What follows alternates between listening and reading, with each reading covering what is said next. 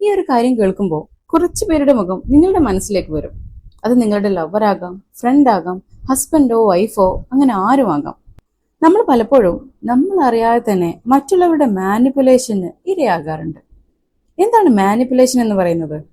നമ്മൾ അറിയാതെ നമ്മളുടെ ചിന്തകളെയോ വികാരങ്ങളെയോ തീരുമാനങ്ങളെയോ ഒക്കെ സ്വാധീനിച്ച് നമ്മൾ അറിയാതെയോ താല്പര്യമില്ലാതെയോ അവരുടെ ഇഷ്ടത്തിനനുസരിച്ച് പ്രവർത്തിക്കാൻ ശ്രമിക്കുന്നതാണ്. മറ്റുള്ളവർ നമ്മളെ മാനിപ്പുലേറ്റ് ചെയ്യുന്ന 5 മനഃശാസ്ത്ര തന്ത്രങ്ങൾ നോക്കിയാലോ? ആദ്യം, കുറ്റബോധമുണ്ടാക്കി നമ്മളെ കാര്യങ്ങൾ ചെയ്യിപ്പിക്കുന്ന രീതിയാണ്. ഞാൻ നിനക്ക് വേണ്ടി ഇത്രയൊക്കെ ചെയ്തില്ലേ, നീ അപ്പോ ഇത്ര പോലും എനിക്ക് വേണ്ടി ചെയ്യില്ലേ? ഇങ്ങനെയുള്ള രീതിയിൽ സഹായിക്കുക നല്ലതാണ്, പക്ഷേ കുറ്റബോധം കൊണ്ട് മാത്രം തീരുമാനങ്ങൾ എടുക്കരുത്. ഇടയ്ക്കൊക്കെ മനസ്സുകൊണ്ട് മാത്രം ചിന്തിക്കാതെ നമ്മുടെ ബ്രെയിൻ ഉപയോഗിച്ച് ബുദ്ധിപരമായിട്ട് കൈകാര്യം ചെയ്യാം. രണ്ടാമത്, ഗ്യാസ് ലൈറ്റിംഗ്. നിങ്ങൾ വ്യക്തമായി ഓർക്കുന്ന കാര്യങ്ങൾ പോലും സംഭവിച്ചില്ലെന്ന് പറയുന്ന അവസ്ഥ. ഇവിടെ അവര് നമ്മളെ കൺഫ്യൂസ്ഡ് ആക്കാനാണ് ചെയ്യുന്നത്. നമ്മുടെ തോന്നലുകളാണെന്ന് അവർ വരുത്തി തീർക്കും. ഇത് തുടർന്നാല് അതൊരു റെഡ് ഫ്ലാഗ് ആണ്. മൂന്നാമത്, ലവ് ബോംബിംഗ്. ആദ്യം ഓവറായിട്ട് നമ്മളിങ്ങനെ സ്നേഹിക്കുകയും കെയർ ചെയ്യുകയൊക്കെ ചെയ്തിട്ട് പിന്നെ അത് പിൻവലിച്ച് നിയന്ത്രിക്കാൻ ശ്രമിക്കുന്നത്. ഇവിടെ നമുക്കൊരു ഇമോഷണൽ അറ്റാച്ച്മെന്റ് അവരുണ്ടാക്കിയെടുക്കും. ആ പഴയ സ്നേഹവും അവരുടെ കെയറിംഗ് ഒക്കെ നമ്മളിങ്ങനെ വലിഞ്ഞു മുറുക്കി അവരുടെ കൺട്രോളിൽ ആക്കുന്ന രീതി.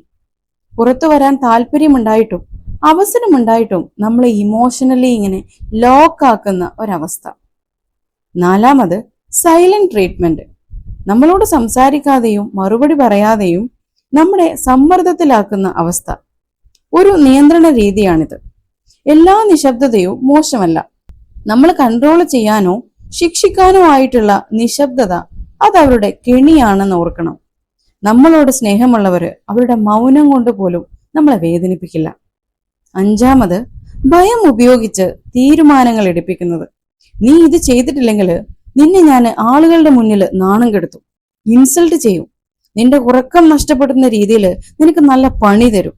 ഇങ്ങനെയൊക്കെ പറഞ്ഞ് ഭയപ്പെടുത്തി നമ്മളെ കൊണ്ട് സമ്മതിപ്പിക്കുന്ന അവസ്ഥ. എല്ലാത്തരം അഭിപ്രായ വ്യത്യാസങ്ങളും എല്ലാ ബന്ധങ്ങളും മാനിപ്പുലേഷൻ ആണെന്ന് കരുതണ്ട.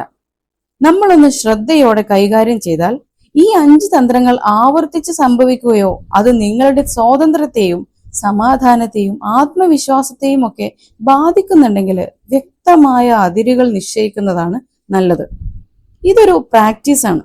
ആരും ജന്മനാ ഇങ്ങനെ പവർഫുൾ ആയി കാര്യക്ഷമമായിട്ട് കൈകാര്യം ചെയ്യാനുള്ള കഴിവുകളോട് കൂടിയിട്ട് ജനിക്കുന്നില്ല. ഓരോ ടൈമും ഇതിനൊരു പ്രാക്ടീസ് ആയിട്ട് ചെയ്യാം. ഓരോ സിറ്റുവേഷനെയും ഹാൻഡിൽ ചെയ്യാം. അതിനൊരു എക്സ്പീരിയൻസ് ആയിട്ട് എടുക്കുക. അറ്റ് ലാസ്റ്റ് ഒരാളും ഒരു ബന്ധവും നമ്മളെയോ നമ്മുടെ സമാധാനത്തെയോ തകർക്കാൻ സമ്മതിക്കാതിരിക്കുക. ഇതുപോലെയുള്ള കൂടുതൽ സൈക്കോളജി മോട്ടിവേഷൻ വീഡിയോകൾക്കായി ചാനൽ സബ്സ്ക്രൈബ് ചെയ്യൂ.